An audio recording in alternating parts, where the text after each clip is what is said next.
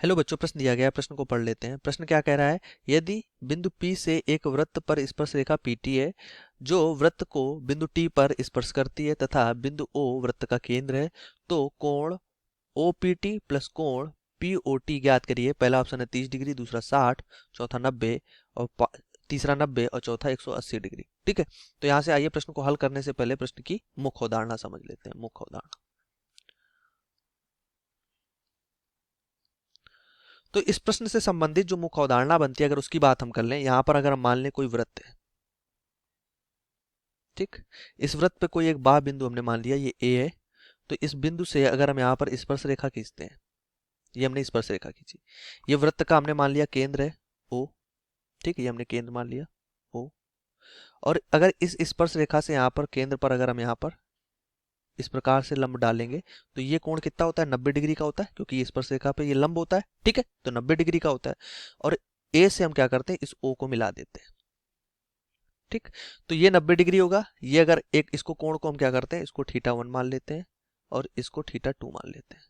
इसको हमने θ2 मान लिया, यही लिख देते हैं θ2 है ये कोण जो है ये θ2 है, ठीक। ये हमने ये 90 डिग्री का होता है। तो यहां से अगर हम बात करें, ये जो त्रिभुज बनना है, इस बिंदु को अगर P मान लें, तो ये जो त्रिभुज बनना है, अगर हम देखें A P और O, ठीक, त्रिभुज APO की बात कर लें, त्रिभुज APO, तो इसमें क्या होगा, इसमें तीनों कोणों का योग 180 डिग्री होगा। तो यहां से अगर देखें तो θ1 प्लस θ2 और P वाला कोण तो 90 डिग्री है, तो ये 90 हो जाएगा, इक्वल टू क्या आ जाएगा, 180। मतलब जो θ1 प्लस θ2 होगा वो कितना होगा, 90 के बराबर होगा, ठीक। ये इस प्रश्न के लिए यहाँ पर मुख्य अवधारणा बनती है। अब अपने प्रश्नानुसार चलते हैं। प्रश्नानुसार चले तो हमारे पास एक यहाँ पर वृत्त दिया गया है इस प्रकार से, ठीक। इस वृत्त से एक बाह्य बिंदु यहाँ पर P है। इस P से एक हम अगर स्पर्श रेखा खींच रहे हैं, तो जहां पर ये वृत्त को स्पर्श करती है उस बिंदु को हम T बोल रहे हैं। ये वृत्त का हमारे पास केंद्र है O, ठीक। तो यहां से अगर ये लंब है और ये हमने O से P को मिला दिया, ठीक, तो यहां से अगर हम इस कोण को अगर हम देखें तो ये हमारे पास एक कोण है, एक ये कोण है और ये हमारे पास 90 डिग्री है, ठीक है।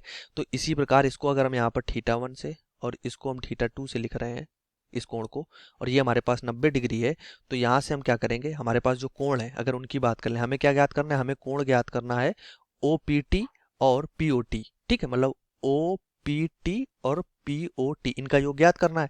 तो यही हमारे पास क्या है, θ1 और θ2 है। देखो कोण OPT प्लस कोण POT ये हमें ज्ञात करना है।